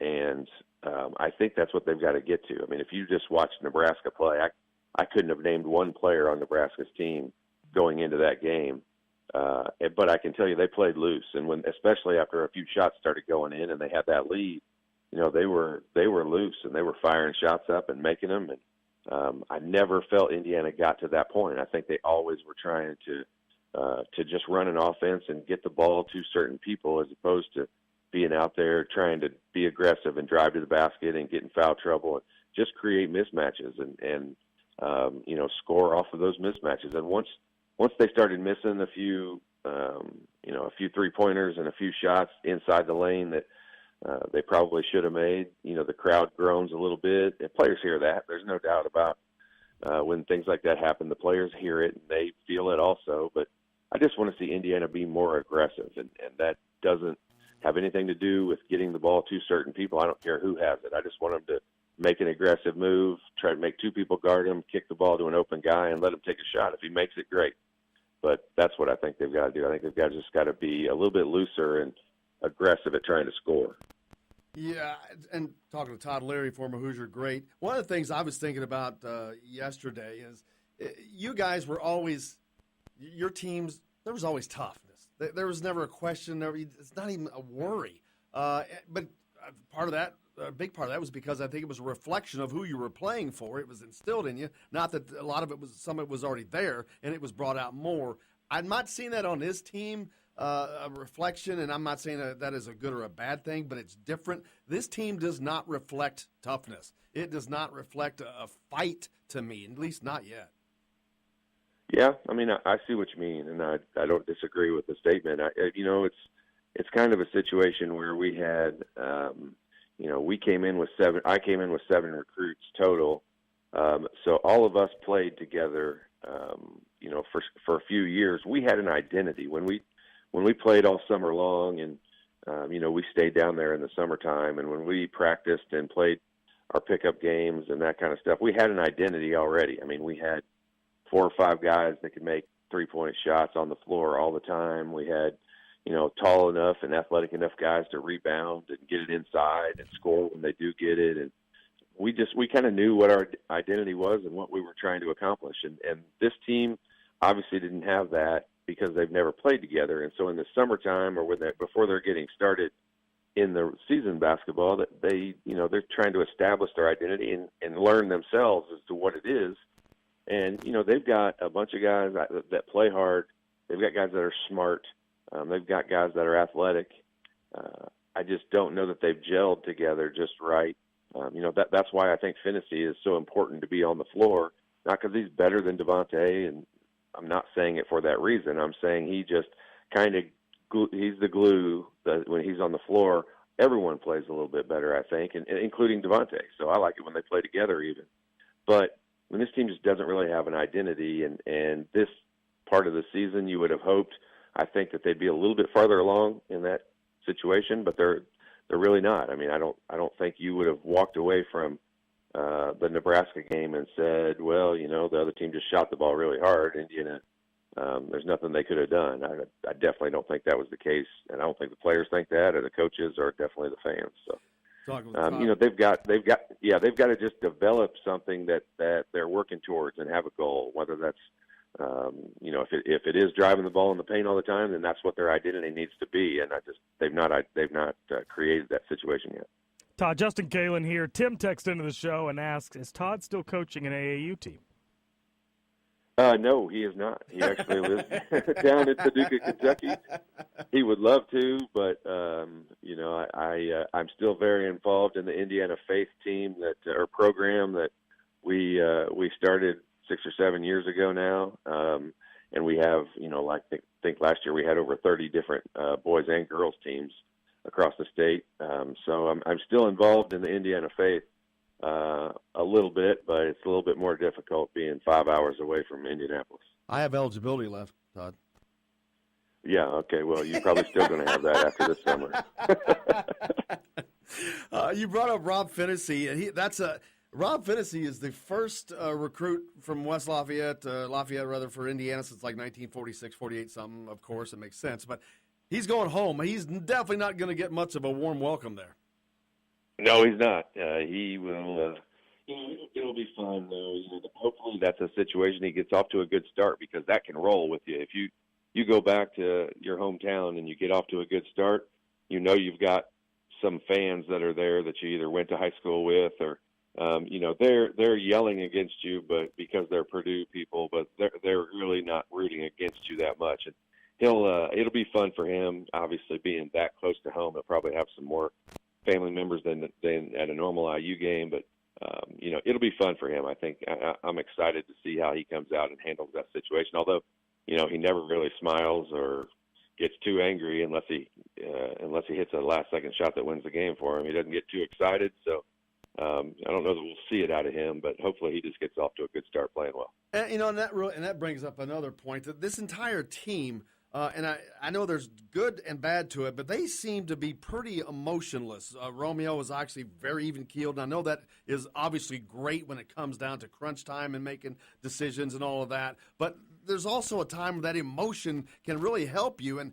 I don't recall seeing hardly any emotion from anybody this year on that court for Indiana. It's an odd thing. I assure you, I have noticed the same thing. And it's odd. I've never really dealt with that as a player. We always, you know, we always kind of had strong personalities on the Indiana teams I was on, and we knew how important certain wins were and certain games were. And we were all business, but boy, when we had things going well, we were pretty darn excited. And you know, that started with Calvert. I mean, Calvert was pretty emotionless. I mean, he didn't have a whole lot of expression on his face, and he was pretty businesslike. But when we had things going well, and when other guys did things, you know, I can remember in particular a home game that we had where I made a really good play. I scored a basket and got fouled in the lane, and Calvert came over and picked me up. And I remember it so well because Coach Knight brought it up after the game. And you know, Calvert picked me up and was so excited for me. And when you see the best player in the whole conference, and obviously the best player on your team, getting that excited for another player, you'd be crazy to say that doesn't rub off on everyone else. And you know, I think it's been a characteristic of his for a long time. And Romeo has that stoic appearance that he just, you know, nothing gets him too excited, nothing gets him too down.